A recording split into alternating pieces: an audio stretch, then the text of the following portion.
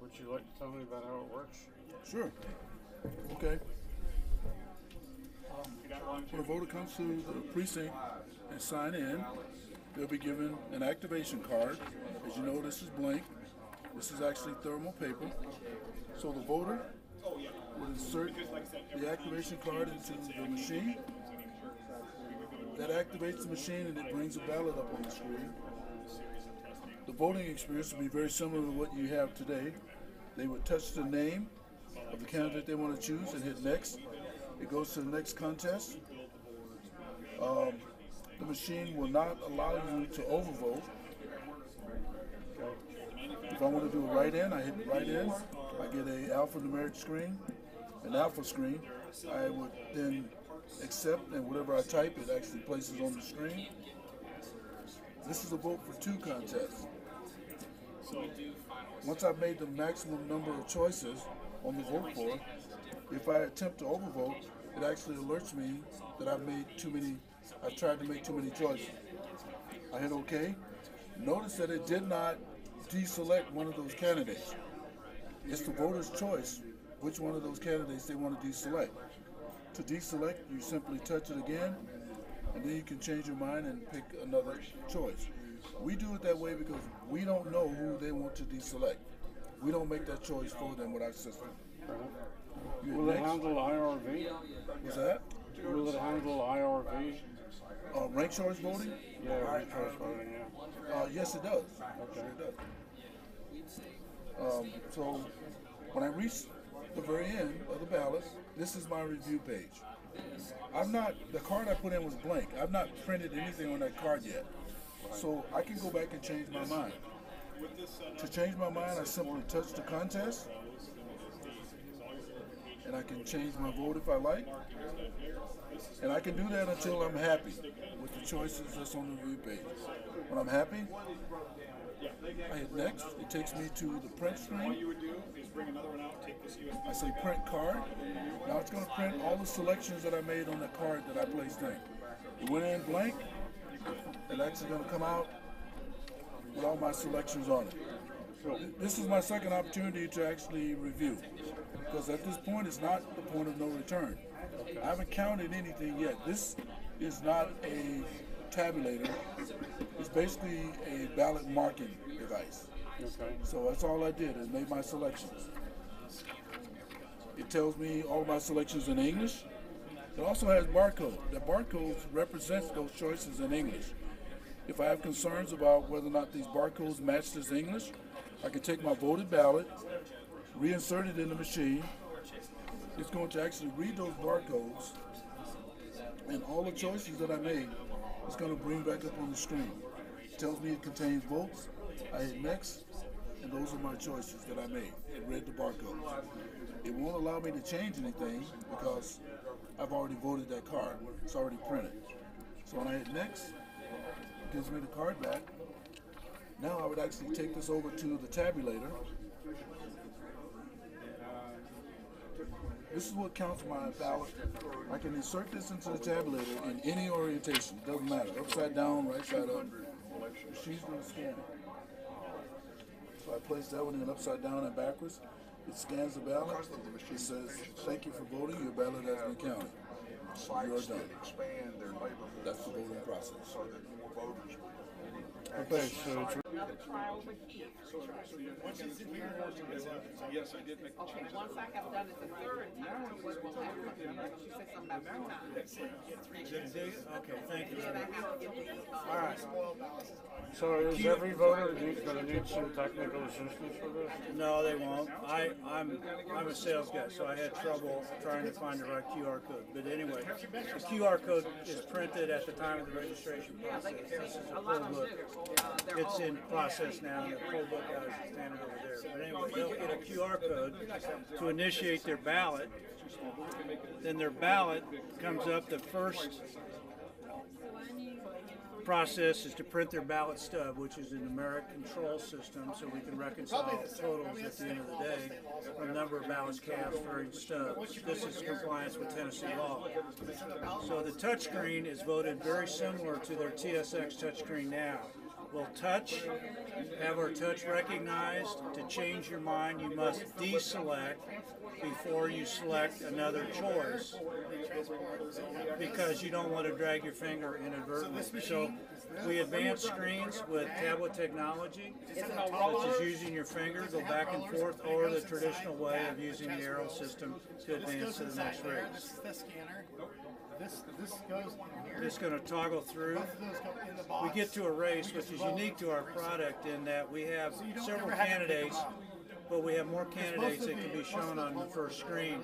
So to protect the integrity of the process, you must look at all candidates in the race before you can move to the next contest. So Wayne Davis then is pleased to know that the voter must look at his name before they finish their selections in this race. We have a thumb drive in here that has all the results. So you pull the thumb Go to the last race, which again is like you use on your cell phone to read text, up and down scrolling. that's the only thing they would take. We get to the last page, which is called the summary page. It's the same thing as the TSX offers. You have the choice of selecting a race that you may want to change your mind, a race that you did not make any selections. You go back, correctly record a vote, and then the race changes in color to indicate to the voter that something was changed. Are you pleased with that? We must look at all the races in our summary page. When we're satisfied that our selections were made in the way we wanted to, we no longer cast, we print. We're going to print my ballot. I'm going to be rude and reach right across here. So that was a printer with thermal paper roll stock. The text gives you the review by the voter of their selections.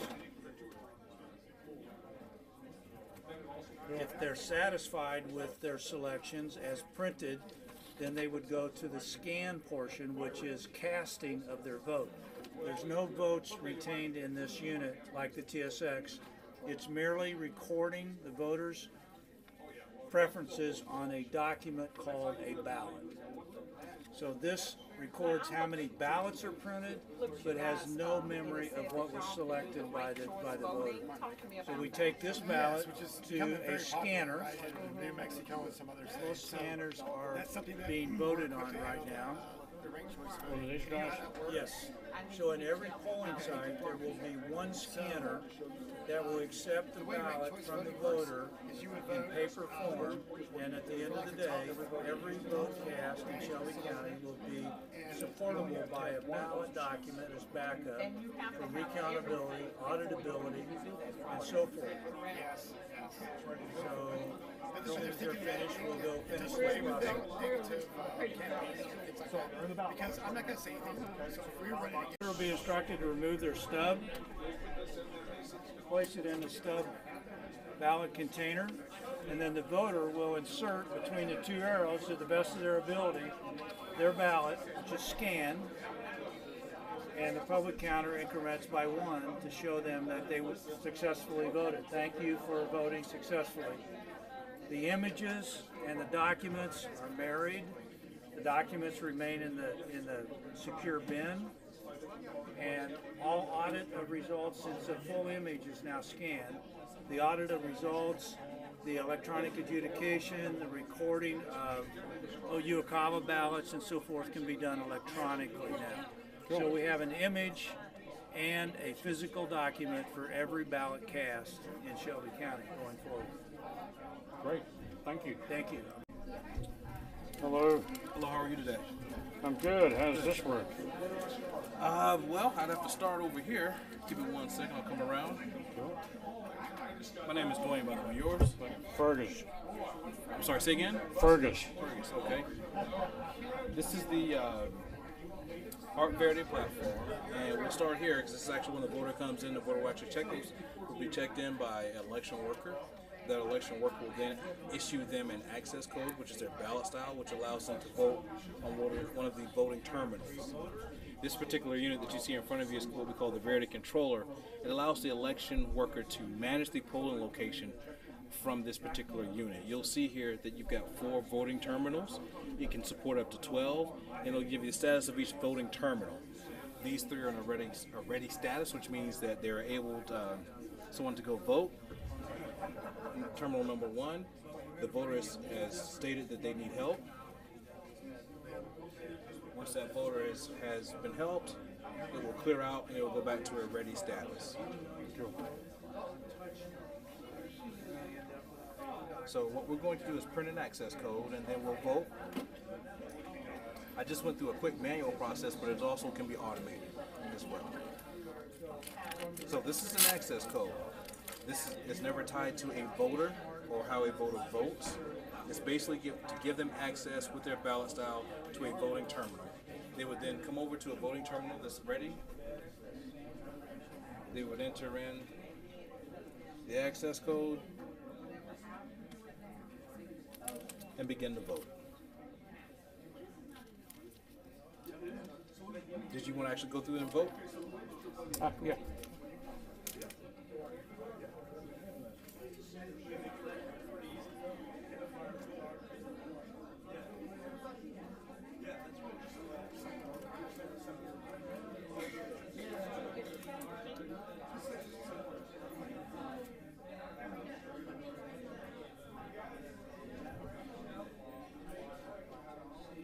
Okay, I'm ready to cast. Okay.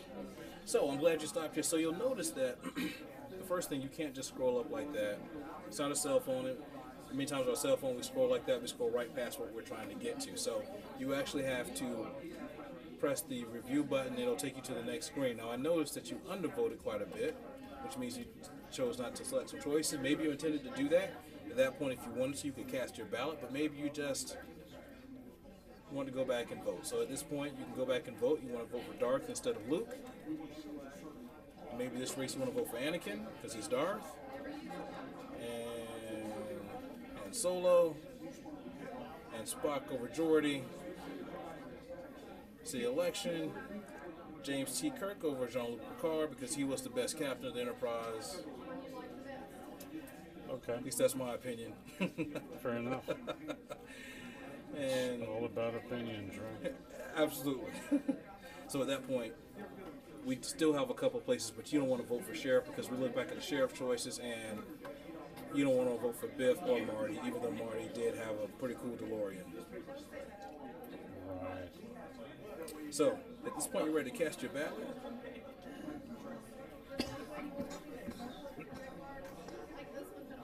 I'm sorry you're casting it. There you go. So where's the paper?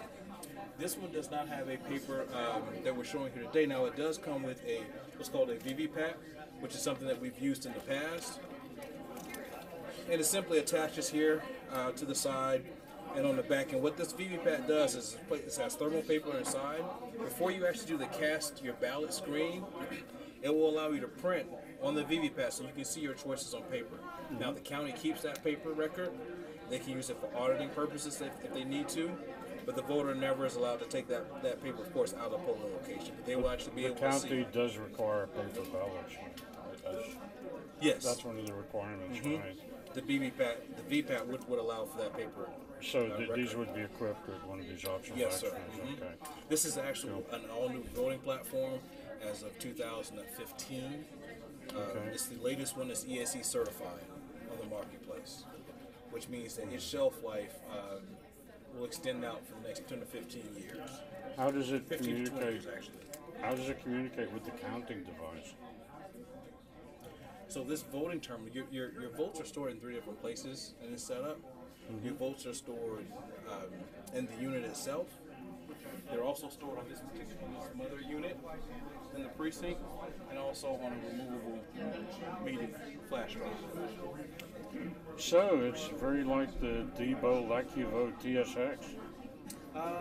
I'm not familiar with that, so I wouldn't be able to tell you if it's exactly like that or not. It's not exactly, but it sounds quite like it. So this has computerized communications via Wi-Fi in it? Oh no, not at all. There Are is they no, wired? Yeah, this is a hardwired. This does not even contain the internal hardware to be to go online. So how is this guy communicating with this guy? It's a cable, proprietary cable that we use. Today's cable. None of our hardware is Wi-Fi cable. Okay. But it's a wired Ethernet or something? It's a proprietary wired cable that we use. Yes. Okay. So these don't go on the internet? No, not at all. Okay. No hardware goes on it.